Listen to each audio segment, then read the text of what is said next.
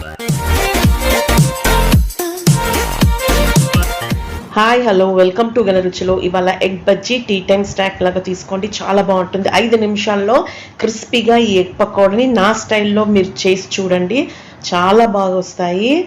ఈజీగా సింపుల్గా ఎగ్స్తోని మనం ఇలా రెడీ చేసుకోవచ్చు. పిల్లలు కూడా ఎంతో ఇష్టంగా తింటారు. ఇలా ఉల్లిగడ్డ కూడా పెట్టుకొని తింటే చాలా బాగుంటుంది. వర్షాలు పడేటప్పుడు అప్పటికప్పుడు ఇది మనం రెడీ చేసుకోవచ్చు. ఇంట్లో ఉన్న ఇంగ్రీడియంట్స్తోనే చేసుకోవచ్చు. శనగపిండి 1 కప్పు, బేసన్, బియ్యం పిండి 1.5 టేబుల్ స్పూన్ వేస్తే క్రిస్పీగా వస్తాయి. కారపొడి 3/4 teaspoon, salt 1 teaspoon, baking soda 1/4 teaspoon, కరకరలాడుతూ రావడానికి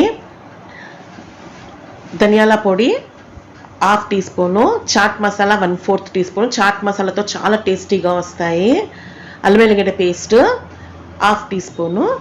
ఇంగ్రీడియంట్స్ అన్నీ మిక్స్ చేసి కొద్దిగా వాటర్ యాడ్ చేసి బజ్జీల పిండిలాగా రెడీ చేసుకోవాలి. మరీ పలుచగా ఉండొద్దు, మరీ గట్టిగా ఉండొద్దు.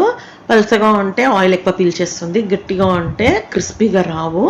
నేను చూపించిన విధంగా పర్ఫెక్ట్గా రెడీ అయిపోతుంది. స్పూన్తో ఇలా పైనుంచి వేస్తే కంటిన్యూగా పడాలి, బ్రేక్ లేకుండా.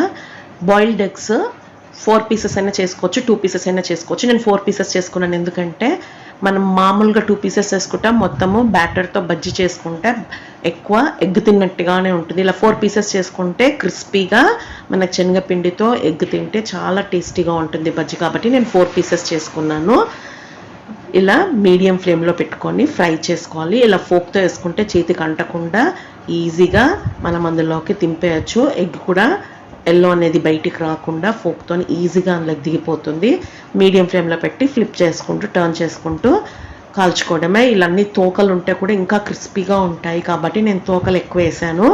మీరు కూడా తప్పక ఇలా ట్రై చేయండి. ఇలా గోల్డెన్ కలర్ వచ్చినాక టిష్యూ పేపర్లో వేసుకొని పైనుంచి చాట్ మసాలా స్ప్రింకిల్ చేసుకొని నేను చూపించే విధంగా మీరు ఎగ్ శనగపిండిగా క్రిస్పీగా ఇలా ఈక్వల్ ప్రపోర్షనట్గా ఉంటుంది తినేటప్పుడు, కాబట్టి ఇలా క్రిస్పీగా వస్తాయి.